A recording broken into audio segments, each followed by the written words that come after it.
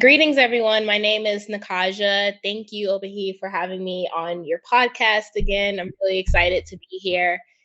My name is, again, Nakaja. I'm the owner of the More Search Association and More Serve, and I just recently opened up a foundation based in Ghana called the Nihas Foundation.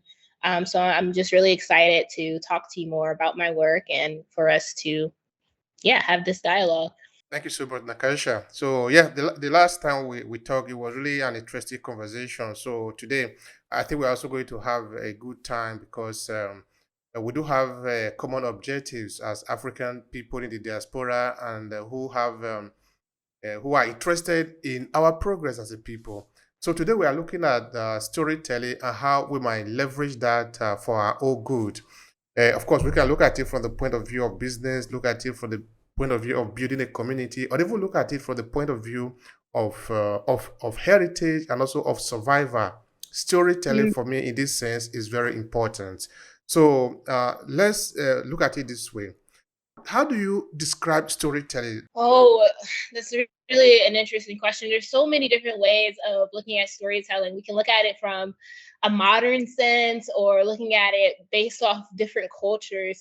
You have griots, right? In the African diaspora, you have something called griots that are able to tell stories or messages from like old times or from their ancestors, and it really creates this oral history of intelligence and knowledge that's passed on from generation to generation.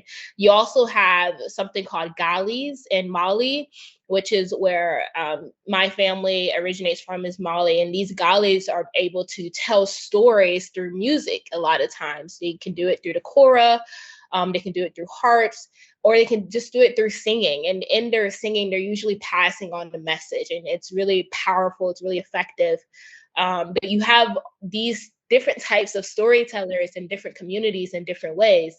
In the African American community, you have people who told stories orally, right? And they didn't necessarily have the name griot, or maybe sometimes they did usurp that meaning as well. But it's so important to be able to tell on these stories from one generation to another, because so much is learned from it. And when you don't have that storytelling, it could really take away that history or that culture, or those messages that need to be passed on from one family to another. So Yeah, thank you so much, Nakasha. Thank you for making mention of the Malia approach to storytelling from the point of view of griot, also from how it is told in America.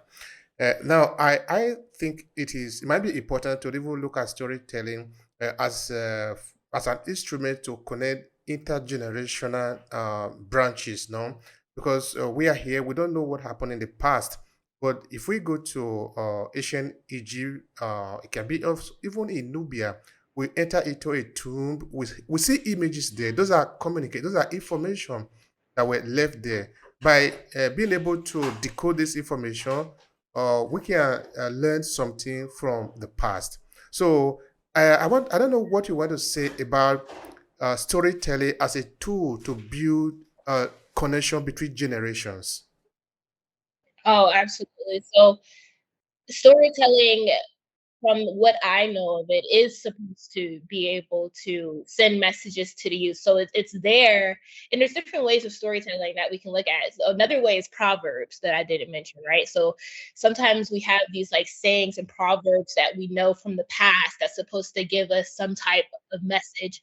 One of them that I know off the top of my hand is when there's two elephants fighting, it's the grass that gets destroyed, right? And that's supposed to be a message of your like when there's conflict, it's the surrounding environment that ends up being the product of it. Like just different things that ends up being told to us, and those things getting passed on, it can really leave an imprint on a child's mind with proverbs or with different stories that were told, or different past experiences of our elders, right? Or even like even before our elders, our ancestors, those things can cause for us to have a sense of purpose or direction of what we're supposed to be doing. And there's another saying on history repeats itself, right? So if you don't know your past, you don't know where you're going to go in the future. So storytelling is able to bridge that gap somehow. So when there's an absence of storytelling, the generations before can, or leading afterwards, can be lost essentially. So storytelling is really powerful, it's really effective, and it's really important that we start to encourage people in our communities to tell their stories, because there's always something to be learned. And it's not something that should be like concealed, or something that's, sometimes people think that they don't have anything to be shared, which is not true. Everyone has a message to share, what they've gone through, and together, the more stories that we're able to hear, the better that we're able to conceptualize how similar we are within the diaspora. All right. Yeah, that within the diaspora is something I really find very interesting now, because as a people that are away from their home, how did they manage to build the rituals that made them to remember where they are coming from?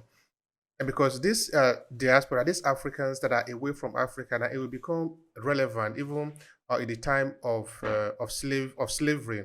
How people have managed to keep track of where they are coming from. This can be evident in Cuba, in Jamaica, in Brazil, and even in the United States. How people manage to remember story despite what has happened to them, despite the torture and all of that, and that story helped them to build their own culture right where they are there. So I am trying to look at storytelling now as an instrument that can be used to build a community. What do you have to say about that? What do you remember of that?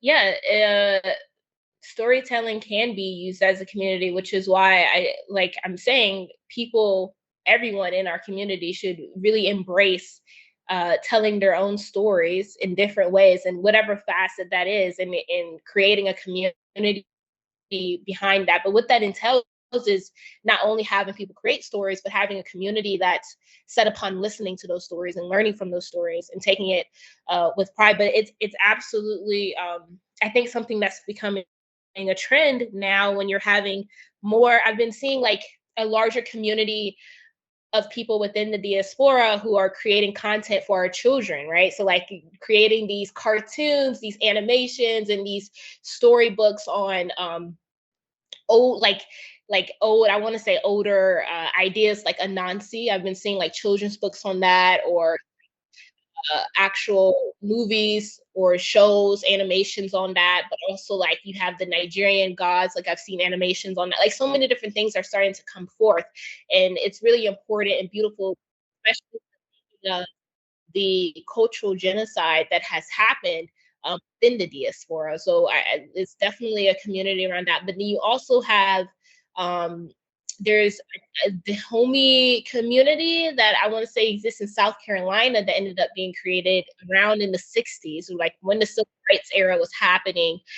They created a community based off this concept of also like knowing that they came from Africa and wanting to revitalize that part of their history, despite them being taken away from their culture. And so with that comes a lot of storytelling as well, right? They had to be able to capture the stories of the communities and cultures that they were more than likely ripped away from, and reimagine what that could look like in America, right? So they created an entire community on storytelling and reclaiming narratives. So it's really, that's a really beautiful example of that, as well as what you're saying. But you also have that all across the Americas that exists as well. And then also being able to hone in on that storytelling on the continent of Africa would be just as beautiful too, like preserving cultures. There's been a huge um, whitewashing that has happened in African countries, as far as like whitewashing goes, with the missionaries and different methods in order to destroy the culture as it is, and to disrupt storytelling and disrupt the griots and disrupt like the base, the foundation of a lot of African societies.